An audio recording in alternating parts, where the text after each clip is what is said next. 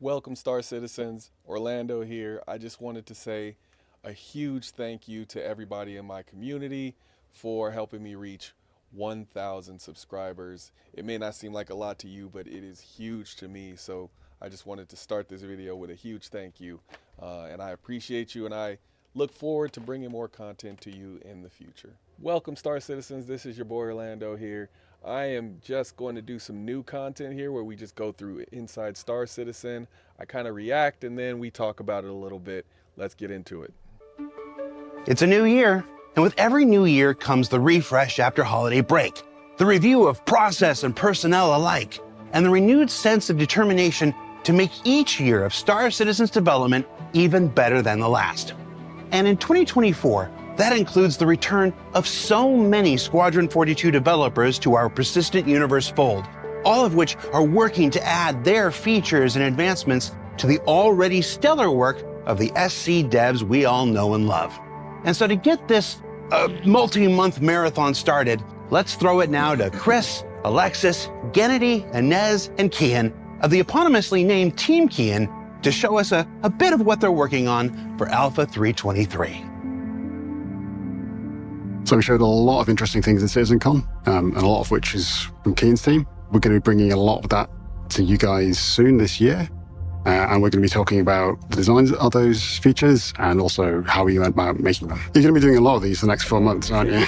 Yeah.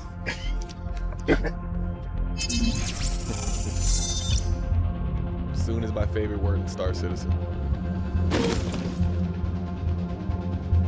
The old EVA system had its purpose, but it had a lot of problems. So the old EVA was not quite controllable. The entry and exit into EVA not being very smooth, a lot of face planting.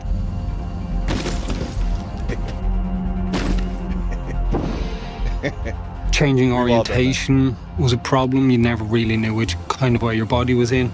The upright pose was a little bit awkward for traversing spaces as well.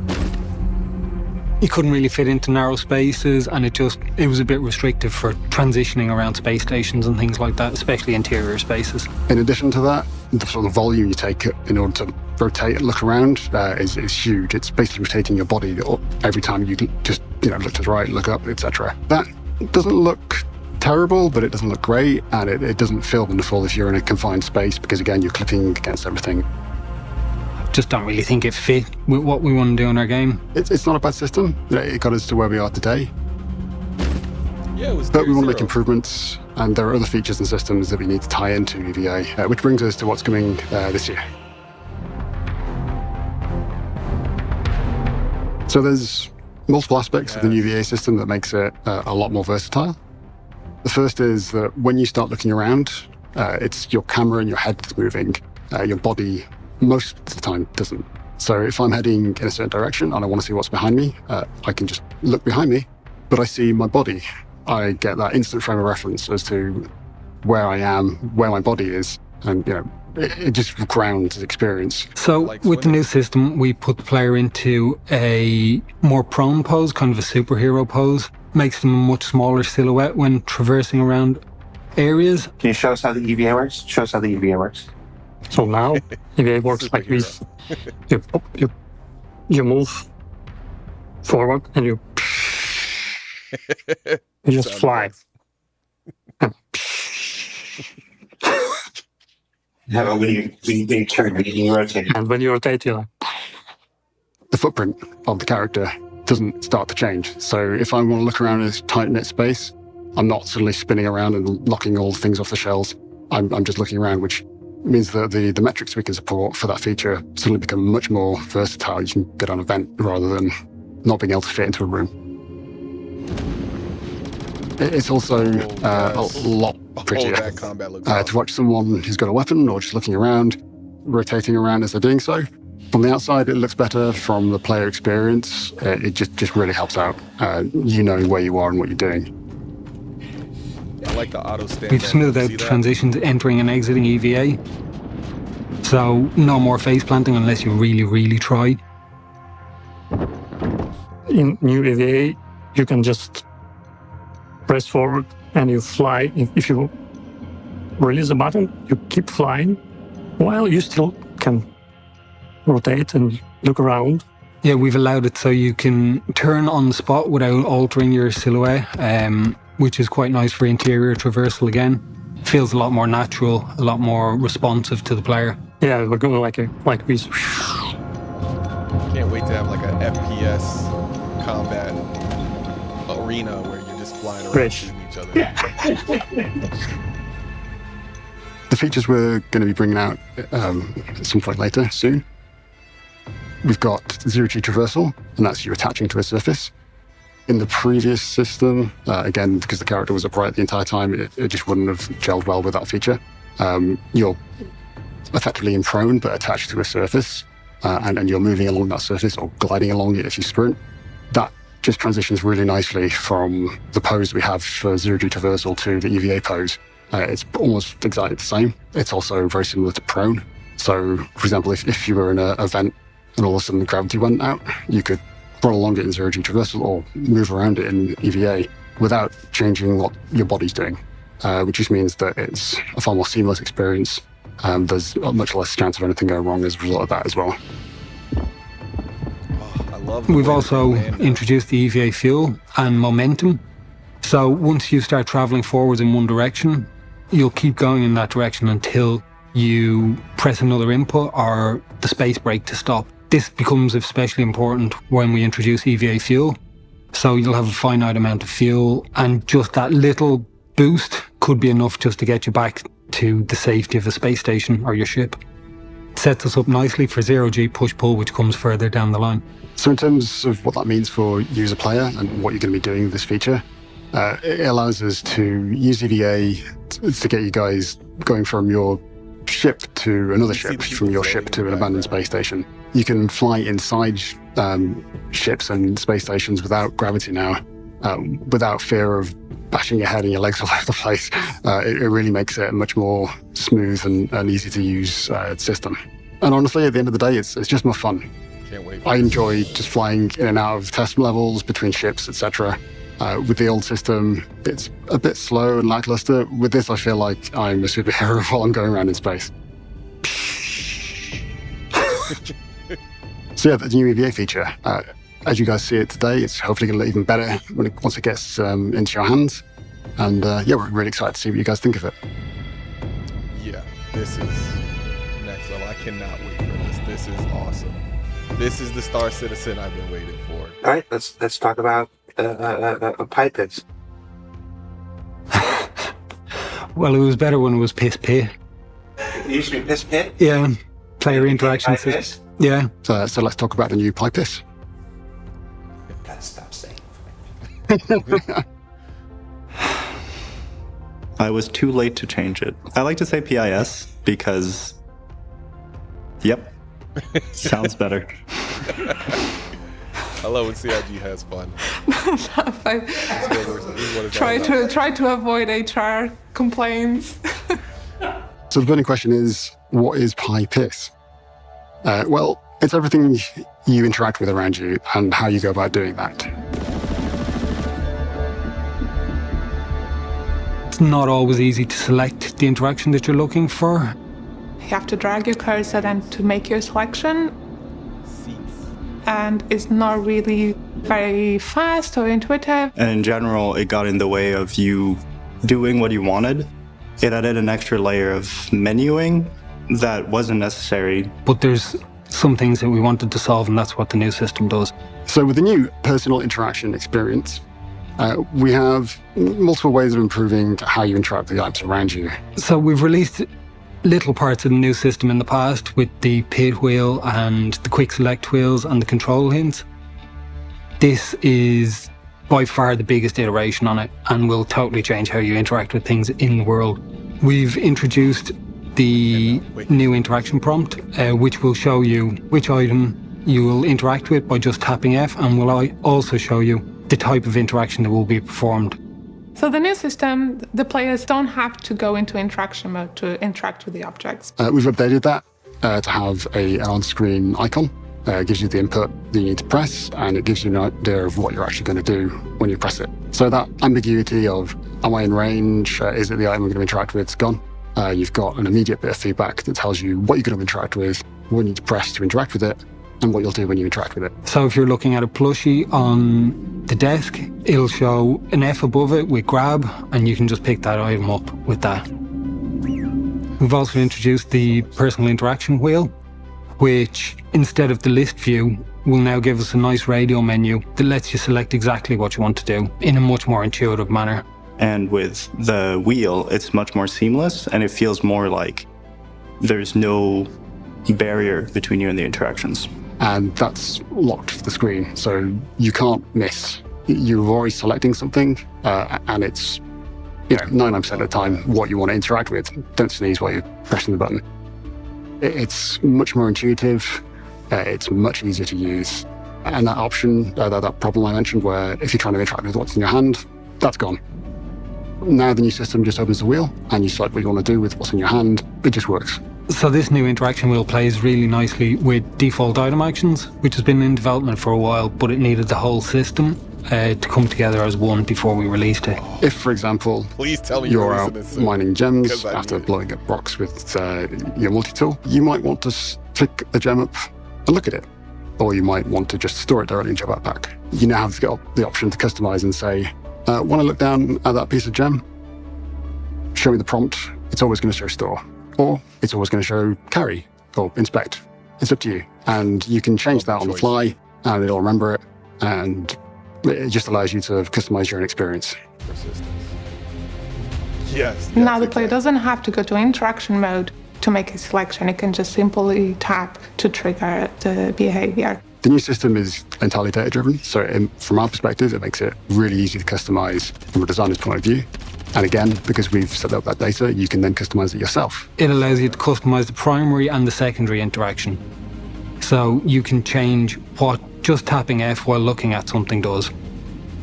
If the player changes the default item on that item, the selection will be saved across all the items that match that state and the item category.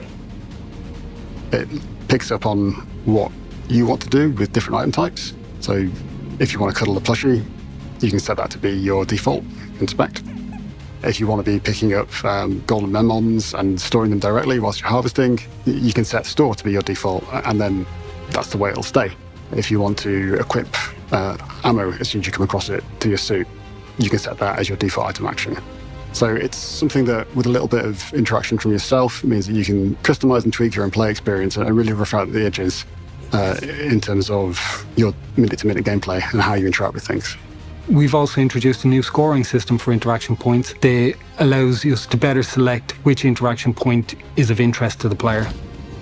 Yes, well, This is based on distance from the player, angle to the cursor or center screen, and whether it's on screen or not. It also allows us to interact with things that aren't quite on screen, so if there's a trolley handle just below you, you'll be able to tap F and you should just grab it. This makes it a lot more intuitive. Something on the ground can have a different default action to something in your hand. This is all set up and customized through the interaction wheel. And then obviously the player now doesn't have to go into interaction mode, drag the cursor, make the selection. It can just simply tap or double tap to trigger the secondary action, and that should be a much easier experience for the player. We'll forget about what was there before. It'll feel like it has always belonged. You won't be able to live without it, really. That's just some of the things our team has been working on over the last few months and bringing to SC Alpha 323. We're looking at bringing you lots more stuff from our work on Squadron 42 into Star Citizen. We're really excited to get that into your hands to improve your overall player experience, the way you travel through the verse. Yeah, when you get your hands on it, please let us know what you think. We're really excited to find out. Yeah, 323. So what did we learn this Ready. week? Well, we learned that EVA looks sick. Okay. Sure, usually I'm a bit more eloquent than that, but damn, I'm allowed to mark out sometimes. That the way we interact with the persistent universe around us is getting a whole lot more intuitive and customizable. And that this new EVA, new default item actions, and new personal interaction system are just the beginning of what this spring's Alpha 323 has to offer. Yes, Virginia, it's gonna be a big one. For Inside Star Citizen, I'm Jared Huckabee. Be sure you check out tomorrow's Star Citizen Live, where we dive into even more Alpha 323 goodness, and we'll see you all here next week.